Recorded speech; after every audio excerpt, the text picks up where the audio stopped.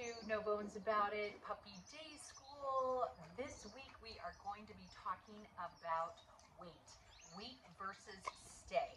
So weight is basically a boundary cue, which means that the puppy needs to receive permission to go through a designated doorway or any place where you have cued wait. Just means you cannot move forward. And the most important thing is to understand the difference between wait and stay when we're practicing this. A lot of people use the two interchangeably, but that really can cause a lot of confusion. So think about stay as no matter what position you are in, standing, sitting, laying down, if I say stay, you can move your head, you can wag your tail, but your body does not move from that position. That is stay. Anytime I am not asking for don't move in a particular environment, what I might choose to use is the word wait. Wait again means you can do whatever you want on, let's just take our gate for example. This is where we're going to practice. So if the puppies are on this side, they can do whatever they want over here. There are no rules. You can run around, you can play. If I say wait as I open the gate, the only thing that you can do wrong is proceed through that boundary that the gate has designated. So where are places that I'm going to practice wait?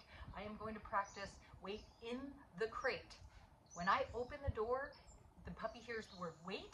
I should be able to fully open the door, stand there, do whatever I want, and they do not come out of the crate until I give them the release word, okay, which means you can move through that boundary. We have a gate that goes down into my yard.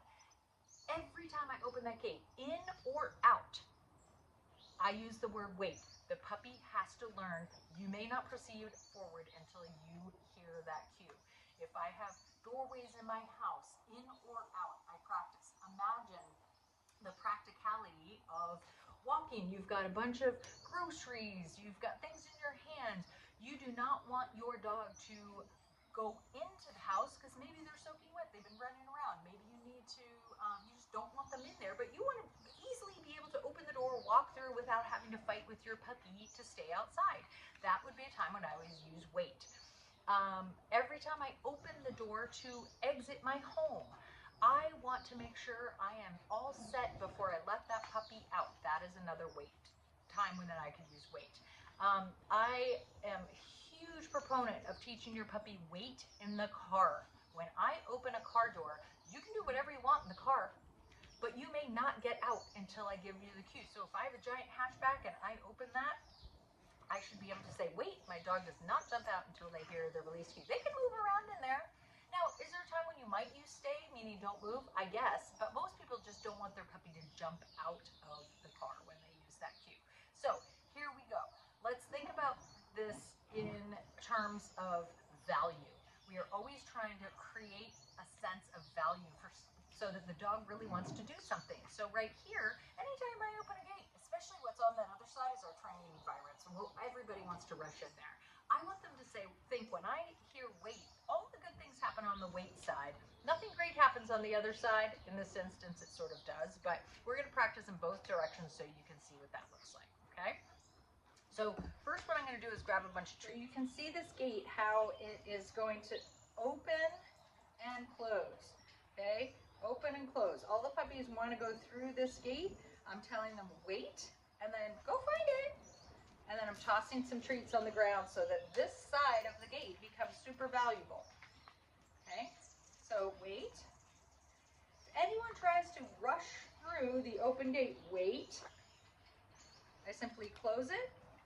Very nice. Good job, Chloe. Chloe looked at me and didn't move through the open gate.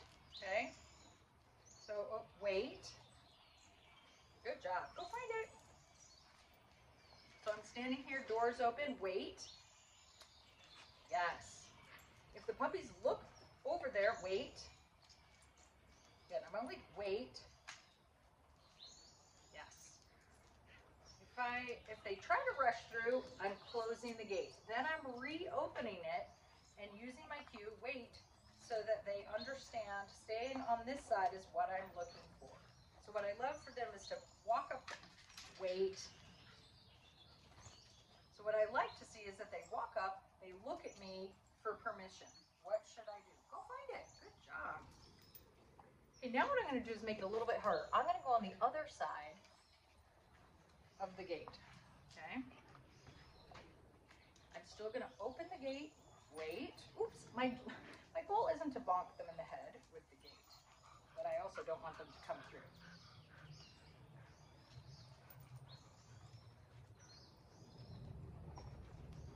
Wait. The other nice thing about doing a treat toss is that I want these dogs to move around and understand that this is not stay. Some of them are choosing to walk up and sit on the other side. That's okay, but I'm not cueing a sit or a down or anything that they associate with getting rewards. So I'm doing go find it. So they move around. Opening that gate again. This time I'm going to leave the gate open and I'm going to use my body if the dogs wait, try to walk through. Go find it. So the gate's fully open. I'm leaving space for them to walk through. Wait. Okay, so I got an escapee. Just going to give you back to the other side. Wait. Yes. Go find it. Wait. Wait. So every time they try to walk through, I'm just using my body to kind of give them some body language cues. All right, now as they approach, I'm going to all give them their release cue so that they can all come through. Okay, good job. Okay, very nice. Good job. Okay. Okay. Good job.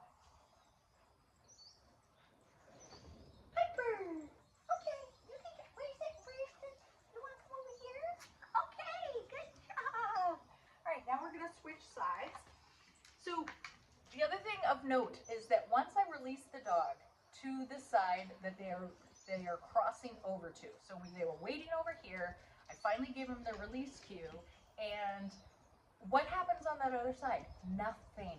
They do not get any cookies. They just get released into this other space. So again, all the value stays on the wait side. Okay, I'm going to open the gate. Wait.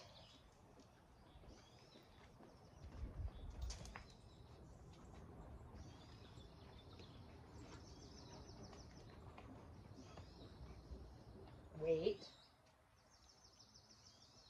So every time a puppy moves, I'm using my body as sort of a body language cue. You need to back up if you're trying to get through here.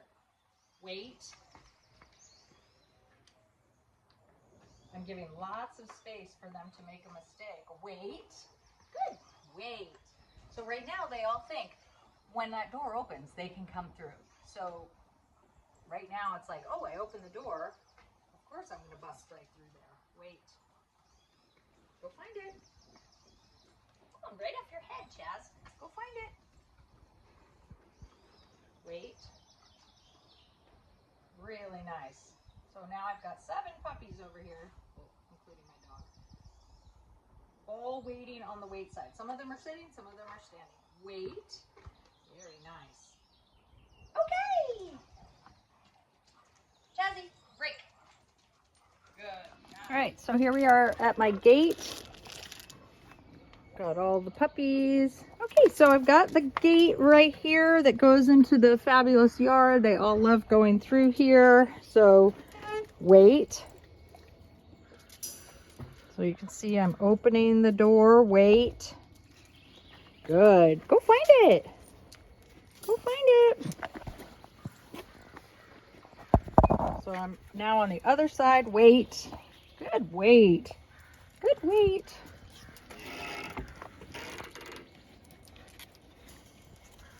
So tossing treats on the opposite side, the wait side of the gate. Again, they all love being in here. They get to run and play. Chazzy, Chaz, wait. Wait. Okay. We're at the front door of my house. I love to go in here. So again, we're practicing wait, wait, wait. I'm going to go on the other side. Wait. You can see here's the threshold of the door. Wait. Just using walking into the dogs as I'm practicing. Wait. Very nice. Good job. Good wait, everybody. Plenty of room for them to come through and make a mistake. Where's everybody? 1, 2, 3, 4. Good job. Wait.